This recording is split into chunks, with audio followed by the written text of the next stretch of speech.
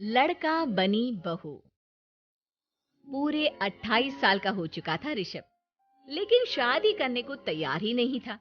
माँ बाप पूरी तरह से परेशान हो चुके थे। जब भी किसी लड़की का रिश्ता ऋषभ के लिए लेकर आते तो वो शादी करने से साफ मना कर देता, चाहे लड़की कितनी भी सुंदर, कितनी भी अच्छी क्यों ना हो। ऋषभ के माँ बाप को इसकी वजह समझ में नहीं आ रही थी। अरे ऋषभ बेटा, अच्छी खासी नौकरी लग गई है, दिखता भी इतना अच्छा है। आखिर बात क्या है, तुझे शादी क्यों नहीं करनी? देख, तू हमारा इकलौता बेटा है। अगर तू शादी नहीं करेगा तो कैसे काम चलेगा? लेकिन मैं शादी करना ही नहीं चाहता। मुझे कोई लड़की पसंद नहीं आती। अरे बेटा, अगर कोई लड़की तुझे पसंद हो तो उससे शादी कर ले, हमें कोई एतराज नहीं है। हाँ ऋषभ बेटा, अब देख, तेरी माँ से भी काम नहीं होता।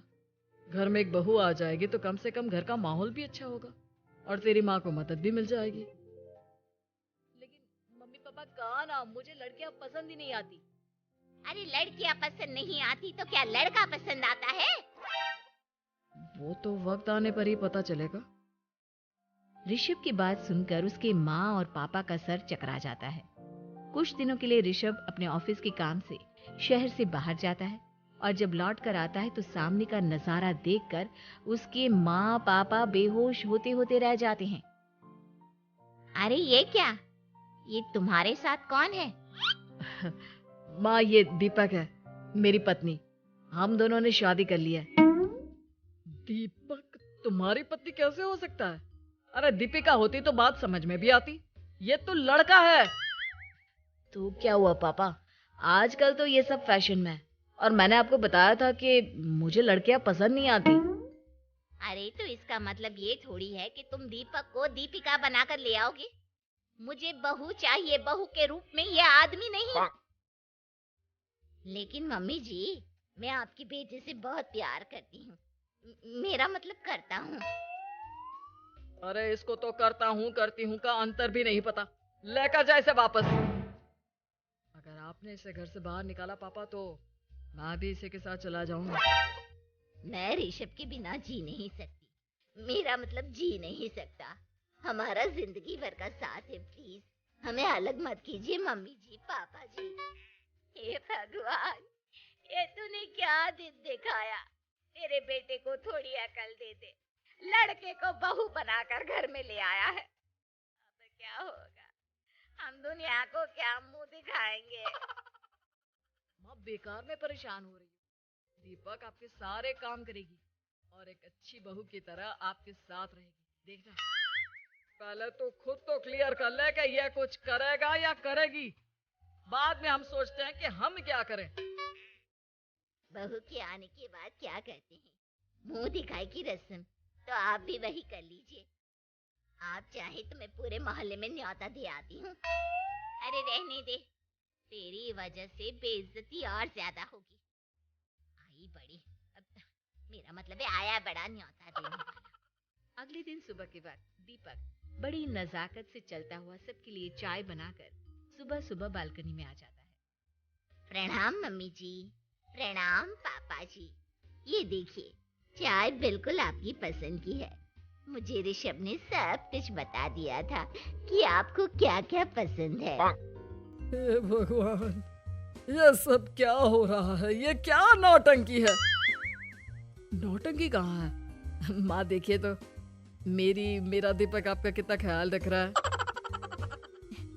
लाओ, अब जो भी है, जैसी भी है, चाय पियेंगे ही सही।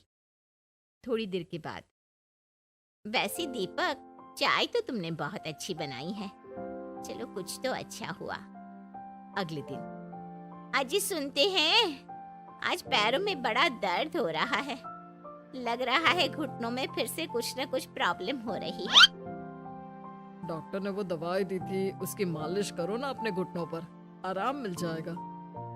वो क्या है ना, खुद के हाथों से ठीक से मालिश नहीं हो पाती। अरे मम्मी जी, आपको परेशान होने की क्या जरूरत है, मैं हूँ ना। लाइए, मैं आपके पैरों पर मालिश कर देता हूँ, मेरा मतलब कर देती हूँ। अरे रहने दे, रहने दे। घर में बहू होती तो सेवा करती, यहाँ तो आदमी बहू बनकर बैठा हुआ है। मम्मी जी नाराज मत होइए, एक बार मुझे मौका तो दीजिए आपकी सेवा करने का। अच्छा ठीक है, ये ले दवाई लगा दे। दीपक बहुत अच्छे तरीके से घुटनों की मालिश करता है। थोड़ी देर के बाद इतना आराम मिल रहा है क्या बताऊं, ऐसा लग रहा है मेरे घुटनों में कभी तकलीफ थी ही नहीं। लगता है तुम्हारी लड़का बनी हुई बहू तुम्हें पसंद आने लगी है। ऐसा कुछ भी नहीं है, वो तो बस इतने अच्छे से मालिश की इसलिए मैंने इसकी तारीफ कर दी। मम्मी जी पापा जी आपस में लड़ाई नहीं करते। अच्छा आप ये बताइए शाम के खाने में क्या खाएंगे? पनीर, दाल मखनी, पुलाव, कुछ भी स्पेशल बता दीजिए। अरे भाई ये सारी चीजें मुझे तो खाने में बहुत ही पसंद है। तुम क्या कोई औरत हो जो पनीर दाल मखनी बनाओगी? हाँ, अरे लड़का हो तो लड़के की तरह बिहेव किया करो ना। भले ही मैं लड़का हूँ तो क्या हुआ, अब तो मैं ऋषभ की पत्नी और आपके घर की बहू हूँ, तो मुझे उसी तरह से रहना पड़ेगा ना। अच्छा ठीक है, जो तुम्हें पसंद है बना लो। आदमी रसोई में खाना बनाते हुए कैसे लगते हैं, जरा मैं भी तो देखूं। शाम को दीपक सबके लिए अच्छा सा खाना बनाकर डाइनिंग टेबल पर लगा देता है। ऋषभ ऑफिस से जब लौट कर आता है, सब लोग खाना खाने के लिए बैठ जाते हैं।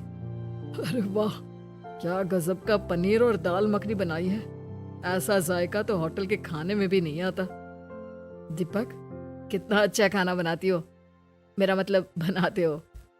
तुम्हारी इसी अदा की वजह से तो मुझे तुमसे प्यार हो गया। अरे बहुत हो गया, आदमी होकर आदमी से प्यार करते हो। अरे लेकिन कुछ भी कहो, जरा खाना खा कर तो देखो ऋषभ की माँ, मजा आ जाएगा। हाँ वैसे बात तो आपकी सही है, खाना तो वाकई में लाजवाब है। इतना स्वादिष्ट पनीर तो मैंने अपनी जिंदगी में नहीं खाया। कितना अच्छा होता अगर ये दीपिका होती। और फिर अगली सुबह कुछ ऐसा होता है जिसे देखकर ऋषभ के माँ और पापा ना केवल खुश होते हैं बल्कि हैरानी से उनकी आंखें फटी की फटी रह जाती हैं।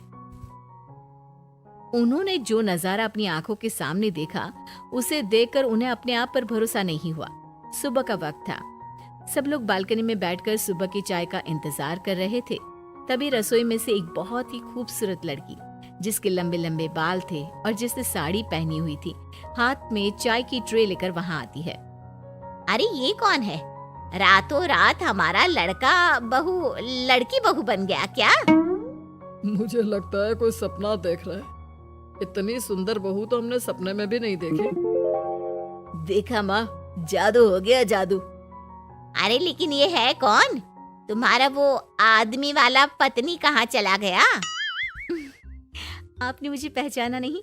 मैं दीपक नहीं दीपिका हूँ। इतने दिन से लड़के के कपड़े पहनकर आपके घर में आपकी बहू बनी हुई थी। माँ ये दीपक नहीं, दरअसल ये दीपिका थी, लेकिन इसे लड़कों की तरह रहने का शौक था और इसे लड़की की तरह रहना मंजूर नहीं था, इसलिए मैं इसे लड़के के रूप में आपकी बहू बनाकर यहाँ ले आया।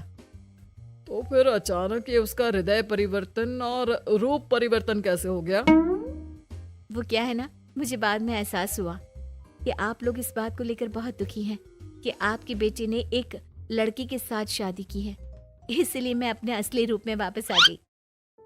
हमने कोई पुण्य कर्म किए होंगे जो तुम्हारे जैसा, मेरा मतलब तुम्हारे जैसी बहू मिली। इतनी खूबसूरत और